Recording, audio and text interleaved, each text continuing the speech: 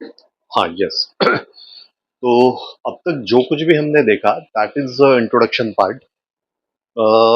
I hope कि उससे हमें थोड़ा एक आइडिया आया होगा बेस लेवल पे कि कैसे हमारे सारे प्लैनेट्स ओके हमारे ब्रेन के साथ में मैप्ड अप करते हैं।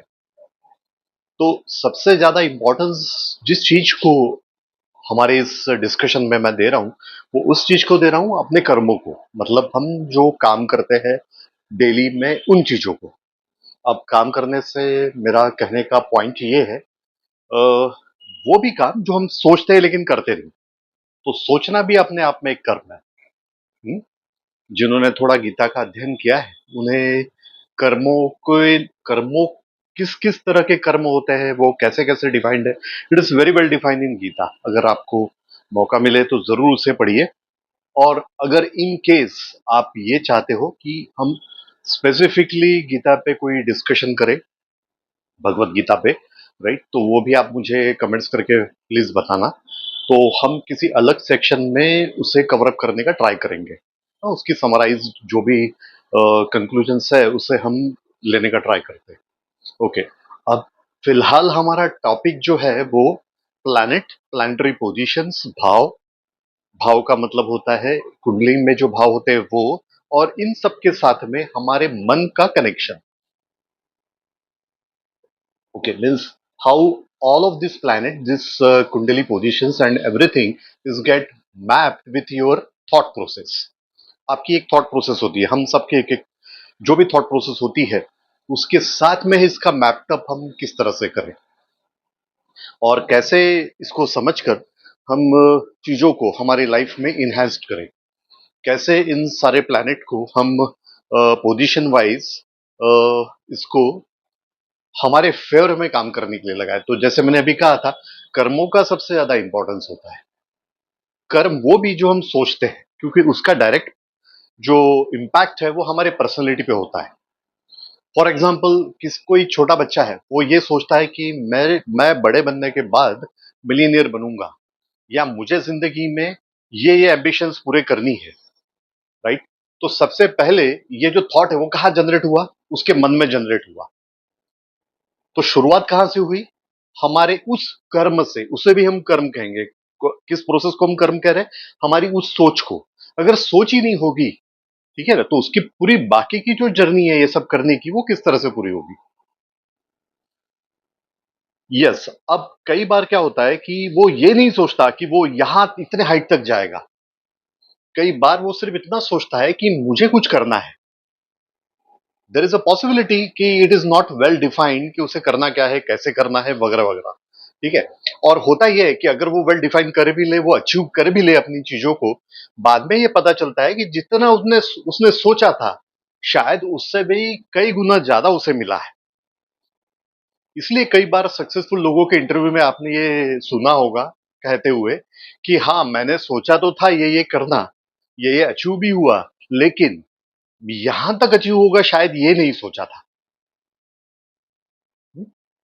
हाँ, अभी कुछ ही दिनों पहले रोहित शर्मा जो हमारे इंडियन क्रिकेट टीम के कैप्टन रहे, वो उनको किसी ने पूछा कि आपको मुंबई का राजा बोला जाता है, आपको एंड सो बहुत सारी चीजें कही, तो क्या आपने सोचा था पहले से कि ऐसा सब आपको करना है?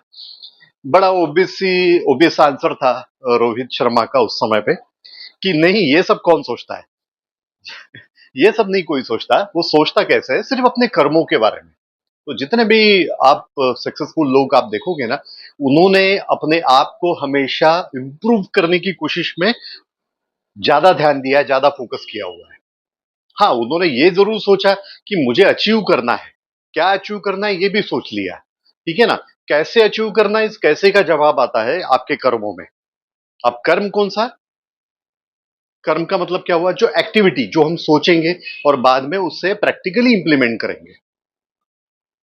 तो आपका आज आज से हम हर एक भाव को, जितने भाव हमारे कुंडली में है ना, 12 भाव होते हैं, करेक्ट?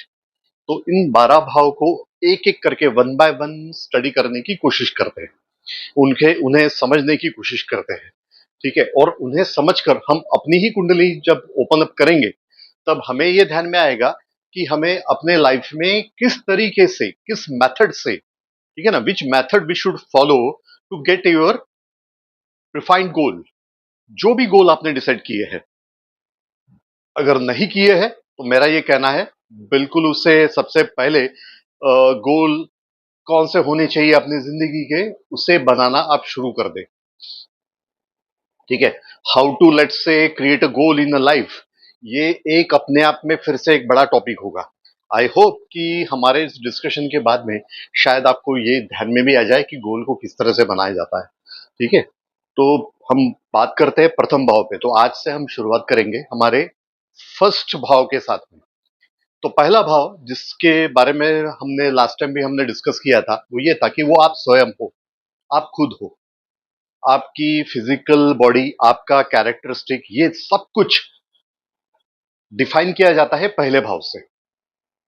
ठीक है, और जैसे हमने पहले डिस्कस किया था, हर एक भाव में हर एक भाव में कोई ना कोई एक नंबर आपको मिलेगा। उस नंबर का कनेक्शन आपके साइन से, साइन का मतलब होता है राशि से है। फॉर एग्जाम्पल अगर वहां पे मन है तो कौन सी राशि आएगी? मेष राशि। लास्ट टाइम हमने उसका एक चार्ट भी मैंने आपसे कहा था कि कौन से राशि का कौन सा नंबर है, और साथ साथ में ये भी कहा था कि उस राशि का कंट्रोलर प्लैनेट कौन सा है, मतलब उसे चलाने वाला ड्राइवर कौन सा है। ठीक है ना, उसका स्वामी कौन है। फॉर एग्जाम्पल मेष का स्वामी होता है मंगल। ठीक है ना, वृषभ का स्वामी होता है कौन? शुक्र, Venus. Okay, third Gemini, Gemini का स्वामी कौन होगा? बुध, मर्क्यूरी। ये हमें याद करना ही पड़ेगा, याद रखना ही पड़ेगा। अगर हम इसके भी डीप में जा सकते हैं कि ये मेष राशि क्या चीज होती है, राइट, और ये इसका स्वामी मंगल ही क्यों है, और मंगल प्लैनेट का इंपैक्ट ऐसा गैलेक्सी से हमारी बॉडी पे, हमारे मन पे इस तरह से ही क्यों होता है। ठीक है ना, ये भी हम डीप में देख सकते हैं, वो सब हम एक्सप्लोर करेंगे। लेकिन सबसे पहले थोड़े एक बेसिक इंफॉर्मेशन पहले ले लेते हैं। वो बेसिक इंफॉर्मेशन क्या है कि आपका प्रथम भाव, आप स्वयं, अगर हमें कोई लाइफ में गोल बनाने हैं, कुछ अचीव करना है, कुछ देखना है, सोचना है, मैं क्या करूं जिंदगी में, ये जानना है। ये क्वेश्चन बहुत लोगों को होता है कि मैं अब करूं क्या जिंदगी में। तो उसके लिए सबसे पहले आपको देखना है कि आपके प्रथम भाव में नंबर कौन सा लिखा हुआ है। ठीक है, वहां पे 1 से 12 में से कोई ना कोई नंबर अवश्य होगा, जरूर होगा, उसे आप देख लीजिए। ठीक है, वो तो हमने देख लिया, चलो कोई बात नहीं। अब देखिए कि उस नंबर से रिलेटेड आपका स्वामी कौन है, कंट्रोलर कौन है इसका। तो पहला पहला पार्ट आपको क्या देखना है किसी भी कुंडली में या अपने आप की कुंडली में, कि प्रथम भाव में आपका नंबर कौन सा है। ओके, सेकंड चीज क्या देखना है, उस नंबर से रिलेटेड स्वामी कौन है, कंट्रोलर कौन है। 2 पॉइंट हो गए, राइट। तीसरा पॉइंट जो हमें देखना है वो ये कि आपका जो मून है, चंद्रमा, वो कौन से भाव में बैठा हुआ है, उसे आपको देखना है। यूजुअली मून का पोजीशन आपको आपके राशि बताता है कौन सी है। मतलब हम कहते हैं ना, ये पर्सन कन्या राशि का है, ये पर्सन तुला राशि का है, ये पर्सन सिंह राशि का है। ठीक है ना, तो ये सब कुछ हम कहां से देखते हैं? ये मून की पोजीशन से देखते हैं कि मून मून जिस भाव में बैठा है उस भाव में जो नंबर होगा। फॉर एग्जाम्पल मून मेरे फिफ्थ, मून जहां पे भी प्लेस्ड है उस वहां पर नंबर जो मेरे कुंडली में लिखा हुआ है वो 5 नंबर है। तो 5 नंबर की राशि कौन सी हुई? लियो। इसका मतलब मेरी राशि कौन सी हुई? लियो, सिंह। ओके, हाँ, हम अब जो बात कर रहे हैं प्रथम भाव की वो लग्न है। तो लग्न और राशि ये दो अलग अलग चीजें हैं। लग्न मतलब प्रथम भाव, और वहां पे जो भी आपका नंबर हो, सपोज 1 नंबर है तो मेष लग्न हुआ, है ना। लेकिन मेष लग्न वाले का, जिस किसी का भी कुंडली में वहां पे नंबर 1 लिखा है, इसका मतलब मेष लग्न हुआ, दैट इज फाइन। लेकिन अगर आप उसका मून का प्लेसमेंट देखें, सपोज उसका मून का प्लेसमेंट 4 नंबर जहां पर भी लिखा है, वहां हो, तो राशि कौन सी हुई? 4 नंबर मतलब कैंसर, कर्क। तो इसका मतलब ये पर्सन जो है वो मेष लग्न और कर्क राशि का बना है। हम्म, ठीक है, अब हमें आ जाएगा लग्न देखना, लग्न कौन सा है ये देखना, और राशि कौन सी है ये देखना। ये बिल्कुल बेसिक सी चीज है। कुंडली देखने के लिए। देखो, जब हम जन्म कुंडली के बारे में बात कर रहे हैं ना, तो देर आर मल्टीपल वेज। मतलब एक जन्म लग्न कुंडली होता है, एक नवमांशा करके एक होता है। ठीक है, हम सबके बारे में डिस्कस करेंगे बाद में, राइट। और उसके अलावा एक और टेक्निक यूज की जाती है जो केपी टेक्नोलॉजी करके फेमस है, ठीक है ना, उसके बारे में भी हम डिस्कस करेंगे आगे में। हाँ, वो D1 से लेके D60 तक अलग अलग लेट्स से डिविजन्स किए गए हैं। मतलब 60 तरह के 60 टाइप्स की डिवीजन है। किस बात के? आपके कुंडली के। इसका मतलब आपके, हमारे ऋषियों ने न जाने कितना ज्यादा उसका स्टडी किया हुआ है। तो बहुत ऑब्वियस सी बात है कि सबका स्टडी मैं आपको बहुत थोड़े से समय में, कुछ अवर्स में सच में नहीं पढ़ा पाऊंगा, नहीं बता पाऊंगा। मैं समझाने की कोशिश जरूर कर रहा हूं। हाँ, इसका एक अपने आप में एक, आप चाहिए तो इस पर पीएचडी भी कर सकते हो। It's a very deep study. मन को, मन की स्टडी है ये काफी डीप होता है। हम्म, समझने जाओ तो बहुत आसान, नहीं समझ जाओ तो बहुत मुश्किल। राइट। ओके। इसकी स्टडी के लिए कौन सा प्लैनेट नॉर्मली यूजफुल होता है? केतु। करेक्ट। तो केतु का कॉम्बिनेशन अगर शनि कर्म इसके साथ बना हुआ है, तो एस्ट्रोलॉजी अगर किसे सीखना है या कोई ऐसी ऐसी कोई चीज जिसका कनेक्शन मन के साथ में है, ठीक है ना, तो ये ज्यादा सूटेबल है। ऐसा आप बिल्कुल कह सकते हो। मतलब अगर किसी का मून और केतु का कनेक्शन, या फिर मून केतु एंड शनि का कनेक्शन आपको कहीं दिखाई दे रहा है किसी के कुंडली में, वो कनेक्शन कैसे देखते हैं वो हम बाद में देखेंगे। So that person is suppose to be the best psychiatrist. और जिसे हम कहते हैं ना कुंडली देखने के लिए, या किसी आर एंड डी में भी, रिसर्च एंड डेवलपमेंट सेंटर में, ऐसे पर्सन बहुत एक्सलेंट काम कर सकते हैं। मतलब किसी भी सब्जेक्ट के डीप में जाना, ठीक है ना, इन्हें बहुत अच्छी तरह से आता है। इसका मतलब बाकी लोगों को नहीं आएगा ऐसा नहीं है, लेकिन ये इजीली चले जाएंगे। इसी को हम लोग कहते हैं ना स्वभाव, स्वयं का भाव। तो प्रथम भाव जिसके बारे में हम बात कर रहे हैं ना, हम वो कह रहे हैं ये स्वयं का भाव है, मेरा अपना भाव है। ठीक है, इसे समझने के लिए देखो किस तरह से समझते हैं।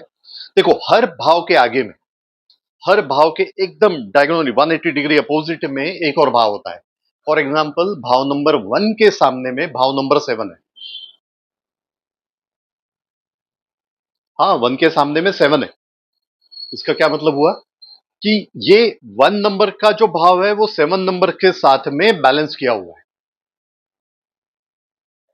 जिस तरीके से हमारे माइंड में जब भी कोई भी थॉट आता है, तो नॉर्मली उसी थॉट से एक्सट्रीमली अपोजिट एक और थॉट आपके नोइंगली अननोइंगली डेवलप होता है। मैं रिपीट करता हूं, जब भी हमारे माइंड में कोई भी थॉट आता है, तब हमारे नोइंगली एंड अननोइंगली एक और थॉट उसके अपोजिट में डेवलप होता है।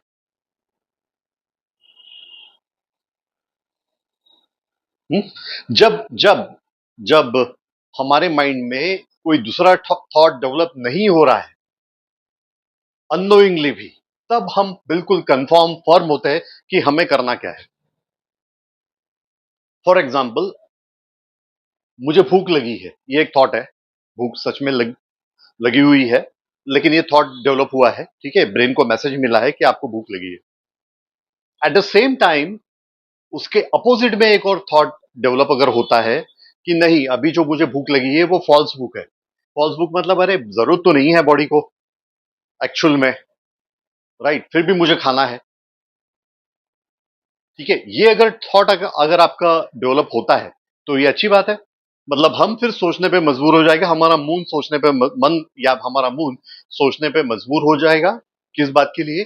कि हमें सच में अभी कुछ इंटैक्ट करना है फूड का या नहीं करना है। कैन बी कंट्रोल दैट, या सिर्फ ये क्रेविंग है।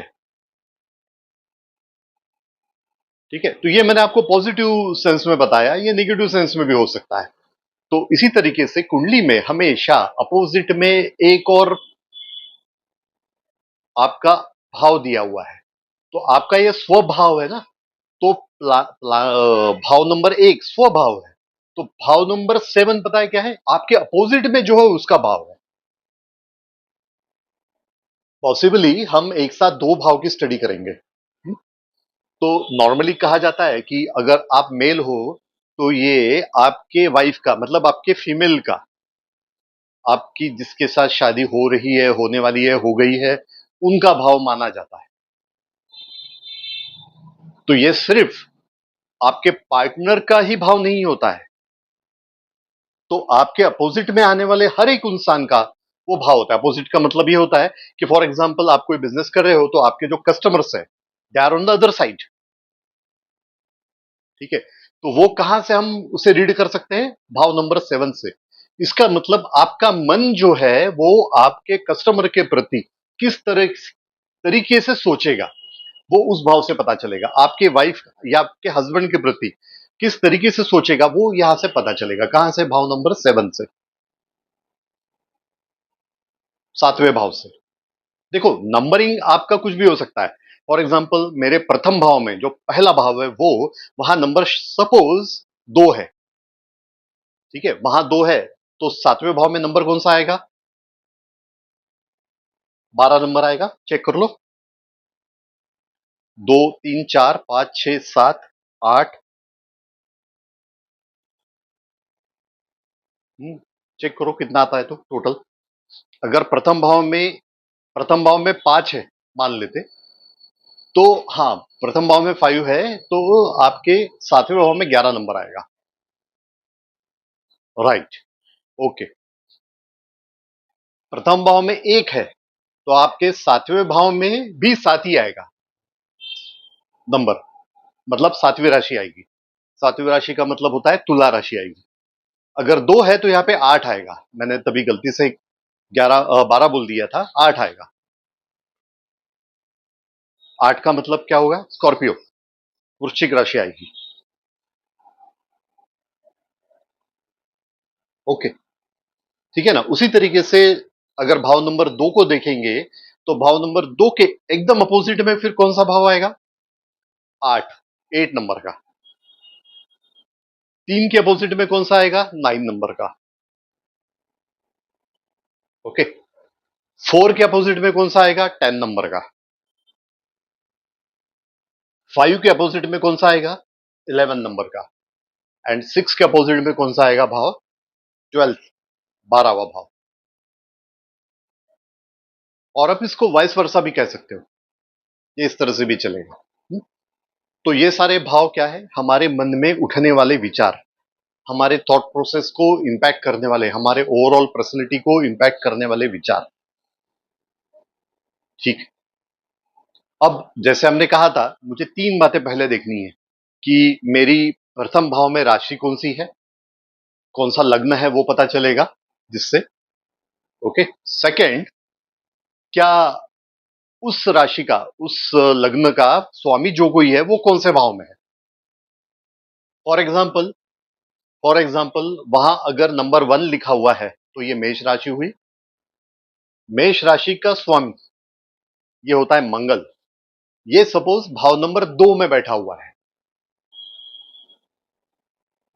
हुँ? मार्स अगर आपका भाव नंबर 2 में है, ठीक है? तो ये किस तरह से काम करेगा? अगर मार्स आपका 3 में है तो कैसे काम करेगा? 4 में है तो कैसे काम करेगा? 5 में है तो कैसे काम करेगा? We are talking about Mars only. अगर आपका मेष राशि है तो। 5th में है तो कैसे काम करेगा? 6वें में है तो कैसे करेगा? 7वें में, 8वें में, 9वें में, 10वें में, 11वें में, 12वें में और स्वयं में। मतलब मेरी राशि 1 नंबर की है, मेष राशि, और मंगल जो है, मार्स जो है, वो मेरे उसी भाव में है, तो वो कैसे काम करेगा? ओके। अब ये जो मंगल है, आपको अगर याद हो, इंट्रोडक्टरी पार्ट में हमने मंगल के बारे में कुछ कहा था कि ये क्या है? ये एनर्जी है, ये फिजिकल बॉडी है, राइट? ये कोई भी एक्टिविटी करने के लिए हमें जहां से एनर्जी मिलती है वो एक भाव है, वो एक प्लैनेट है, इसके थ्रू हमें एनर्जी मिलेगी, मंगल के थ्रू, राइट? ओके। अगर ये प्रथम भाव में ही है और आपकी राशि भी मेष है, तो जाहिर सी बात है कि यह आदमी, ये इंसान जो कोई भी है, ये काफी एनर्जेटिक होगा, इसे हर काम करने की बड़ी जल्दी होगी।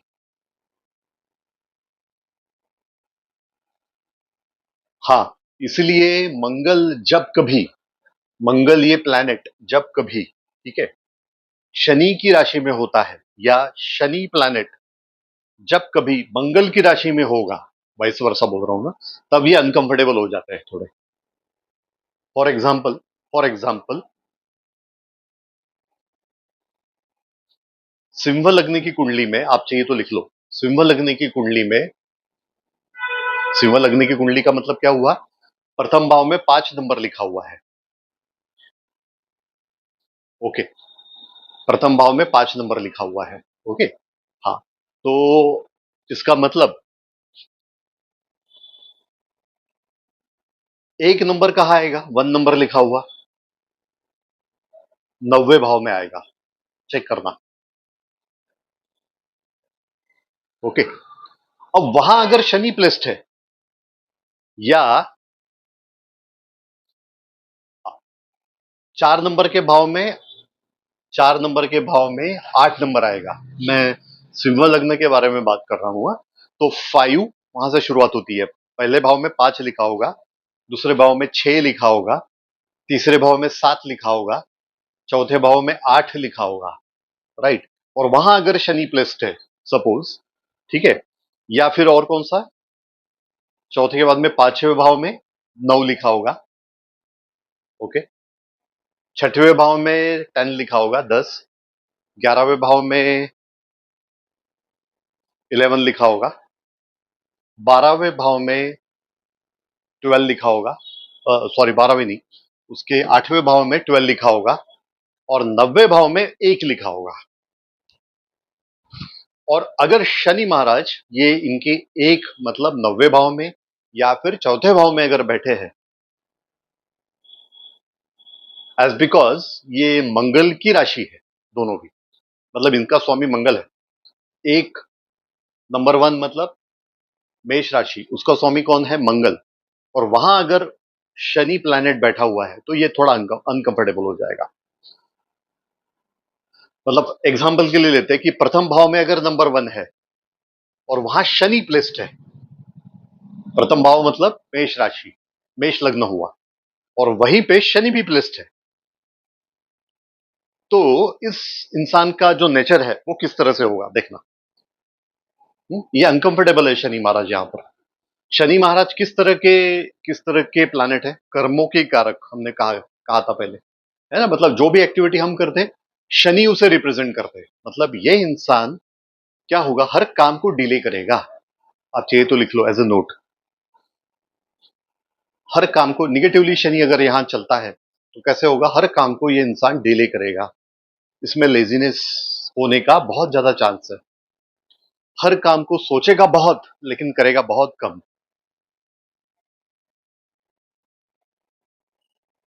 क्योंकि सोचेगा कैसे? क्यों ज्यादा? क्योंकि वहां मंगल है। मंगल प्रथम भाव है, मेष लग्न है, इसका स्वामी मंगल है, राइट। तो वो तो इंपल्सिव है, वो तो एनर्जेटिक है, लेकिन उससे उसमें ही अब कौन सा प्लैनेट बैठा हुआ है? शनि महाराज। तो शनि महाराज क्या करते हैं? उसे रोकने के लिए बोलते हैं हमेशा। वो काल है, वो एक संयमित स्पीड से चलते हैं। मतलब जो कोई आपका मन हमेशा हर चीज को 1 बार, 2 बार, 3 बार, 4 बार सोच कर काम करता है, वो शनि महाराज है। तो ये इंसान क्या करेगा? सोचने में निगेटिवली अगर शनि यहां पे होता है तो ये इंसान सोचने में अपना समय व्यर्थ करेगा। और यही अगर पॉजिटिवली है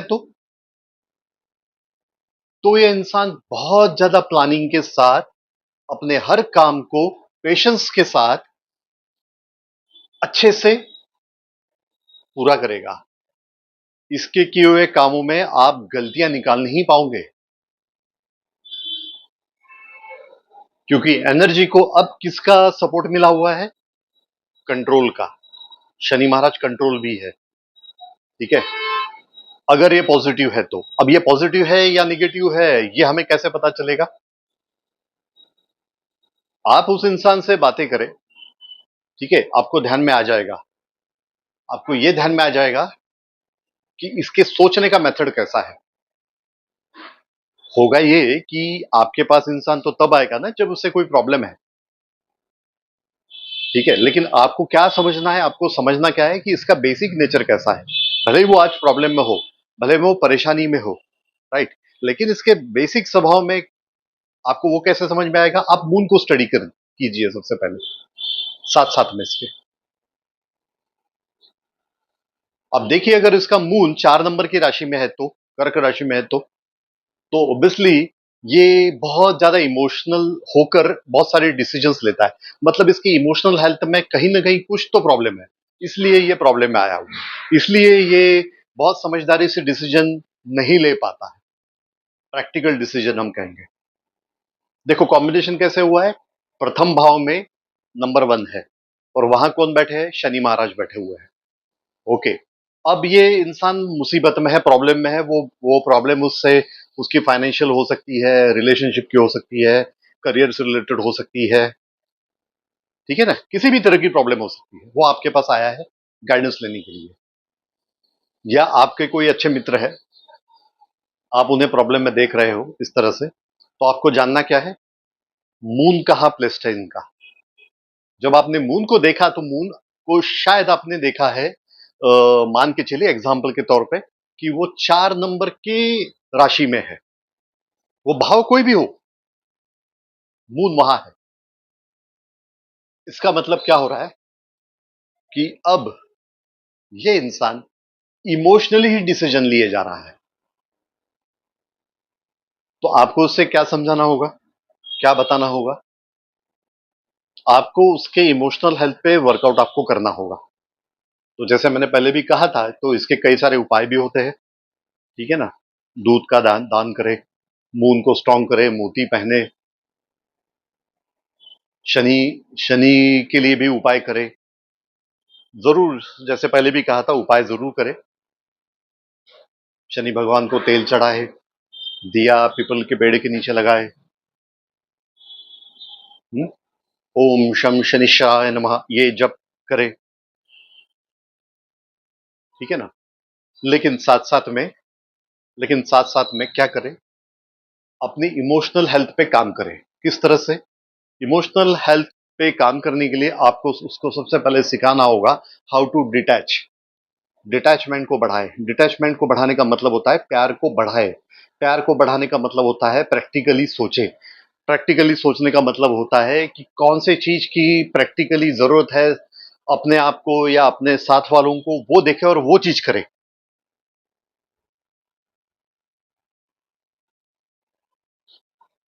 हाँ, उसी तरह से सोचना होगा। जैसे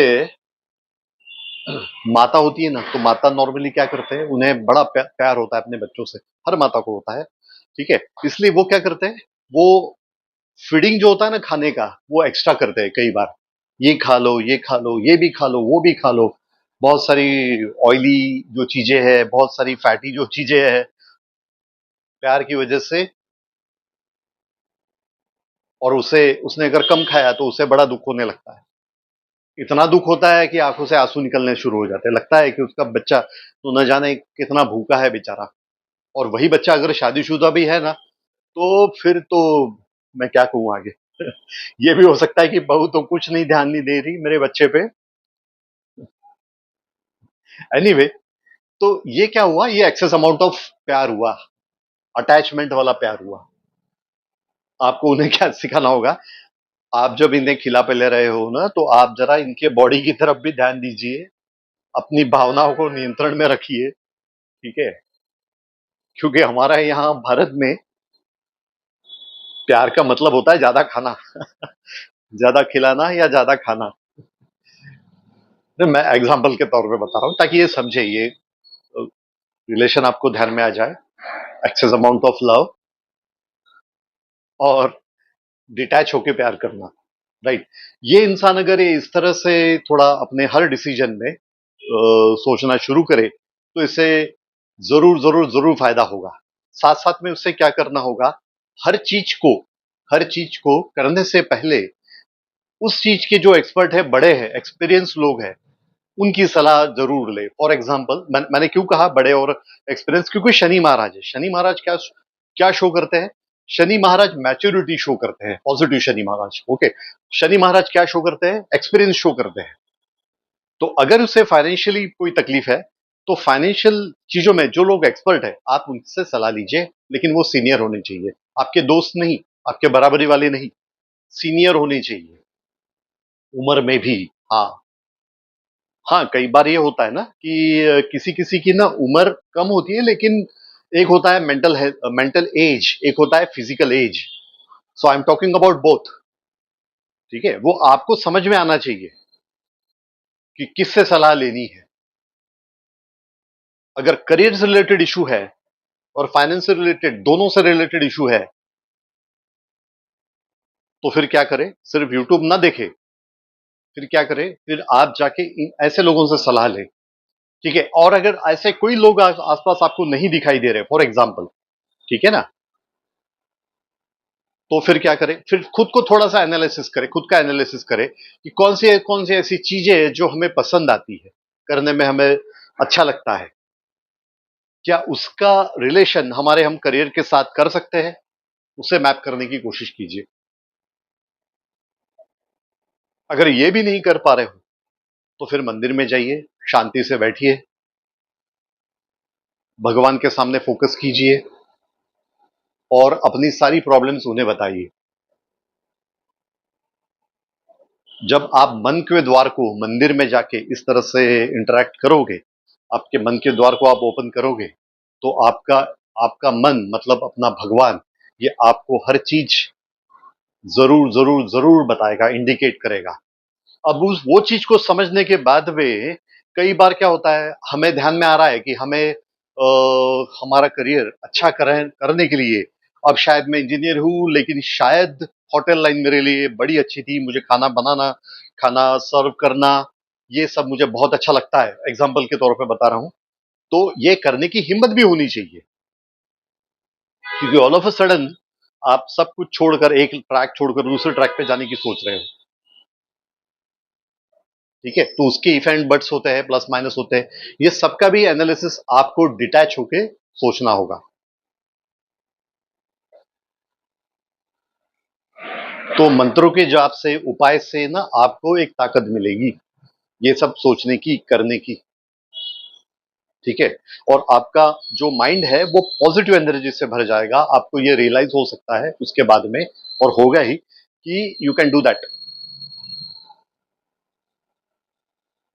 एक और उपाय इसमें अच्छा होता है कि आप ना क्या करें, क्योंकि प्रथम भाव में आपका नंबर 1 है, मेष लग्न है, उसका स्वामी मंगल है। तो आप सबसे पहला काम तो ये करें कि आप फिजिकल एक्टिविटी पे ज्यादा ध्यान दें। मतलब आप दौड़े, कुछ जॉगिंग करे, जिम में वगैरह जाए, फिजिकल मेहनत करे, नीचे सोना शुरू करे, जमीन पर बोलूंगा मैं तो लिटरली। लेकिन अगर वो पॉसिबल नहीं है, तो जो भी बेड पर आप सोते हो ना, डोंट, आप कंफर्ट जोन से बाहर आ जाइए। इन शॉर्ट मेरा कहने का मतलब ये है, आप अपने कंफर्ट जोन में मत रहिए।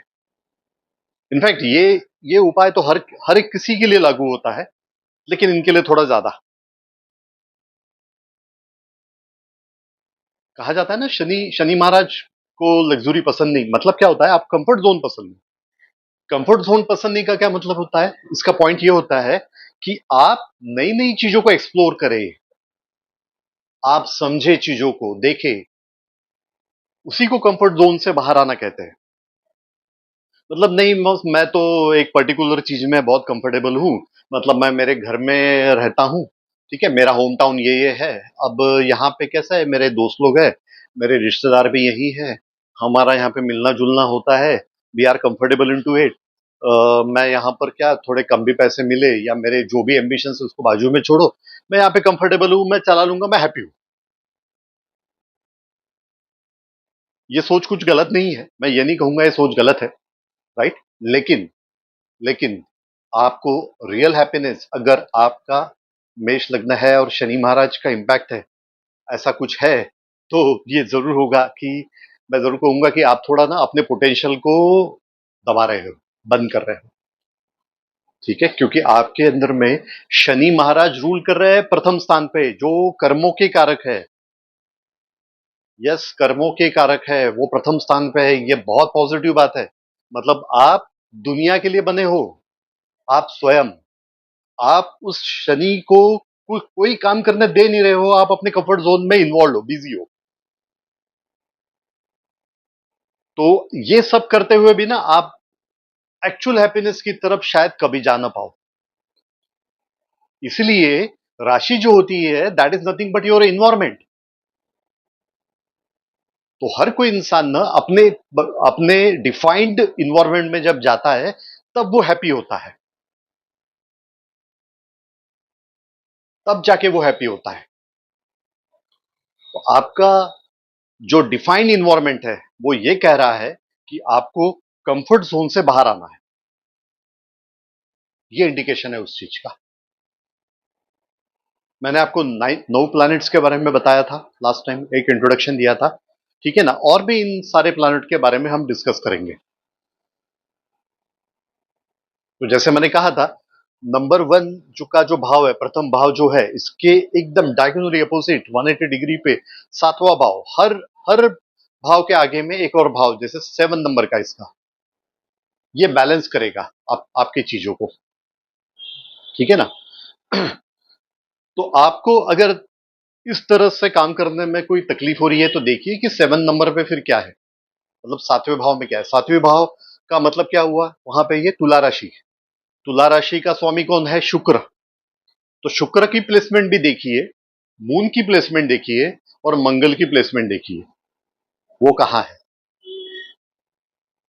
कौन सी देखेंगे, शुक्र की, मंगल की, और मून की।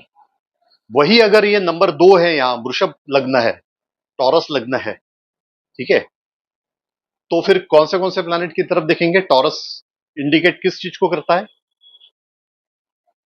इसका स्वामी कंट्रोलर कौन है, इसका भी विनस है।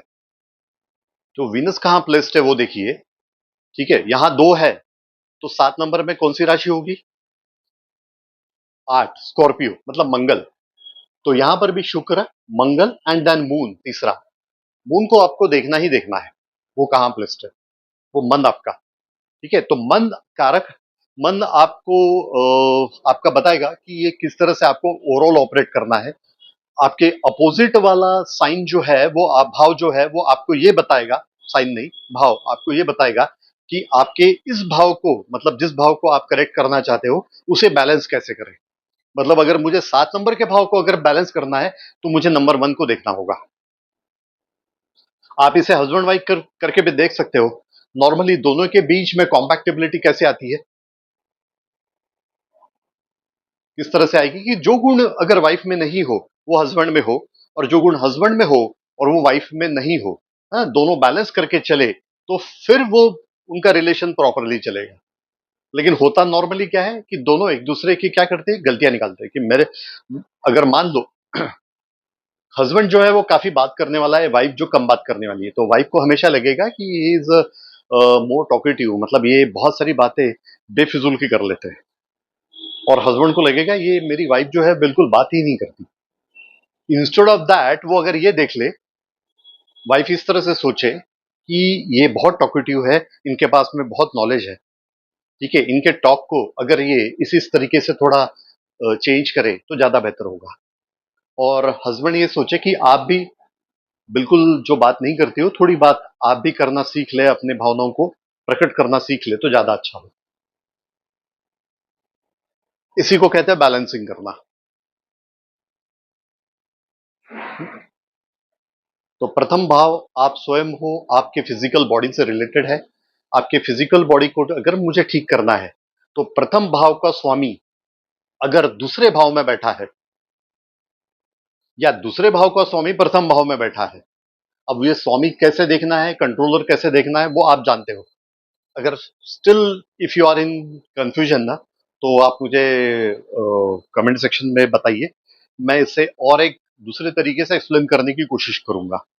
या फिर आप प्रीवियस मतलब थोड़ा सा प्लेबैक करके भी देख सकते हो, रिवर्स में जाके। तब आपको पता चलेगा। अगर फिर भी नहीं ध्यान में आया तो प्लीज मुझे बताइए, मैं इसे वापस एक्सप्लेन करूंगा, नो वरी, कुछ कुछ अलग तरीके से एक्सप्लेन करूंगा। ओके, 9 प्लैनेट है, 9 राशियां है और 12 भाव, सॉरी 12 राशियां है और 12 भाव है। 12 भाव, 12 राशियां एंड 9 प्लैनेट। नक्षत्र के बारे में अभी हमने बात नहीं की, इवन दशा के बारे में भी अभी हमने बात नहीं की, वो भी बहुत इंपॉर्टेंट होता है सबको समझने के लिए, जानने के लिए। ठीक है, अभी हम भाव के बारे में बात कर रहे हैं। तो प्रथम भाव का स्वामी अगर द्वितीय भाव में हो, सेकंड पोजीशन में हो, या सेकंड भाव का स्वामी अगर प्रथम भाव में हो, तो सेकंड भाव नॉर्मली क्या इंडिकेट करता है? आपके सोर्सेस, मतलब आपकी फैमिली, आपका खाना पीना, ठीक है, बैंक बैलेंस, आपके पैसे, इसका भी भाव सेकंड भाव है। इसके बारे में भी हम डिटेल में डिस्कशन करेंगे। ठीक है, मतलब प्रथम भाव में आप स्वयं हो, फिजिकल बॉडी, आपका कैरेक्टर, आपका माइंडसेट है। सेकंड भाव में आपका पैसा, आपके सोर्सेस, सोर्सेस में आपकी फैमिली भी आती है, आपके वेरी नेक्स्ट सोर्सेस जो है, जो कोई है, आपके पेरेंट्स, आपके भाई बहन, आपके संस्कार, ये आते हैं सेकंड भाव में। ठीक है, तो इस इंसान के कैरेक्टर में इसके फैमिली का एक बड़ा रोल होगा, इसके इन्वायरमेंट का, इसके फाइनेंशियल पोजीशन का बड़ा रोल होगा। मतलब बैंक बैलेंस अगर ठीक है ना, तो ये आदमी बड़ा हैप्पी सा दिखेगा। जनरलाइज प्रिडिक्शन कर रहा हूं मैं, इसे प्रिडिक्शन बोलना गलत है, जनरलाइज एनालिसिस कर रहा हूं। ठीक है, क्योंकि बाकी भाव भी देखना जरूरी है साथ साथ में। ओके, और अगर खाना पीना इस आदमी का अच्छा है, प्रॉपर है, ठीक है, तो उसकी फिजिकल बॉडी अच्छी रहेगी। ये जनरलाइज है, ये सभी के लिए लागू होता है, लेकिन इनके लिए ज्यादा। अगर इसे प्रथम भाव ठीक करना है तो सबसे पहले मैंने ये बताऊंगा कि आप सात्विक आहार लीजिए, जो आपके लिए ज्यादा सुटेबल होगा। लेकिन वही अगर मंगल प्लैनेट है तो मंगल एग्रेसिव प्लैनेट है, so normally that person get tempted towards some spicy food.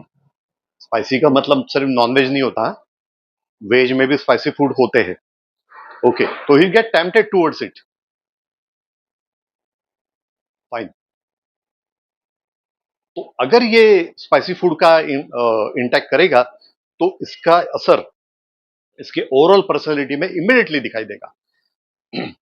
Normally आपके खाने का इंपैक्ट आपके नेचर में दिखाई देता है, लेकिन इन पर्सन के, जिनका प्रथम भाव का स्वामी सेकंड में है या सेकंड भाव का स्वामी प्रथम में है, इनके ऊपर में ये ज्यादा दिखाई देगा।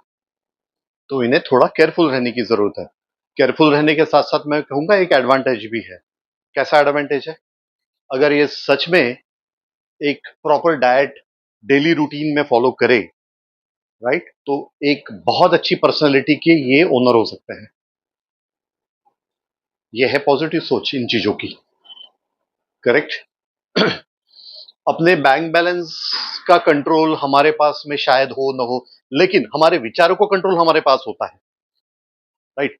तो सोर्सेस, सेकंड भाव सोर्सेस का है, तो सेकंड भाव को अगर ये बहुत अच्छे सोर्सेस से, मतलब अच्छी इंफॉर्मेशन को ले, पॉजिटिव इंफॉर्मेशन को ले, क्रिएटिविटी की तरफ ज्यादा ध्यान दे, तो क्या होगा?